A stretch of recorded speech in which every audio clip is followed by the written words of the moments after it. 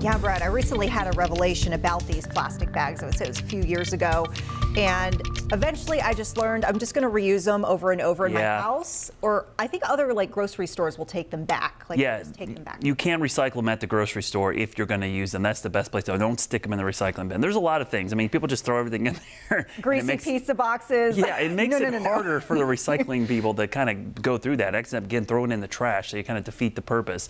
So this week, when you put those recyclables in, remember that. This week is going to be a great week of weather. After a cold start tomorrow, we're going to see a slow warming trend. So if you like mild weather, not that we want to see that around the holidays, we're going to get more of that. It stays very dry though, not a lot of rain. We needed the rain the last couple of days. Didn't want to see any severe weather in our area. Luckily, we just had a few trees here and there blown down. Most areas escaped any really strong storms. Tomorrow morning, really frosty start, upper 20s in a lot of neighborhoods, but a nice warm up tomorrow because those winds will be swinging around to the west-southwest. That southwest wind is always the warmest flow of air we get around here.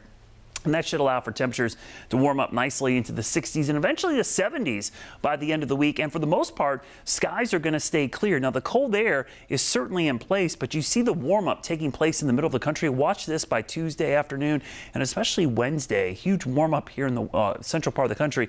That warmth is slowly going to be sliding east as we get later into the week. So as we look into the long range, 6 to 10 days out, the warm air is getting pushed down to the southeast. It's still over us, but there are signs that eventually we're going to see some cooler air move into the eastern half of the country, but it looks like it's going to be after Christmas at this point, maybe into the new year. So I expect above average temperatures to be sticking around for a while. This has been a very warm December, and it looks like that pattern is going to continue. Don't forget, this week we've got the peak of the Geminid meteor shower.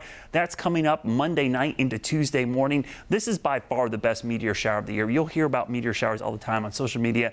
90% of them aren't worth the look because you can't see much in the city lights. This is one of the rare ones because 60 to 80 per hour in some of the darker locations, even in the city. A pretty good view, but the best viewing is after midnight into the early morning hours on Tuesday. So even looking earlier in the evening, you may see some shooting stars, basically fireball meteors out there. Next couple of nights, we'll have the peak of that. We should have clear skies as well, mostly dry conditions this week, but we will start to see rain chances going up this weekend into early next week. So we're going to get into a wetter pattern, and that's going to signal a change in our pattern. But tomorrow, mostly sunny skies. We'll spend most of the day in the 50s, but eventually we get back into the low 60s. 7-day forecast. Look at that warming trend. By the time we get to the weekend, we're going to see high temperatures in the mid 70s. Well, there we go. Back on up we go. Brad, thanks.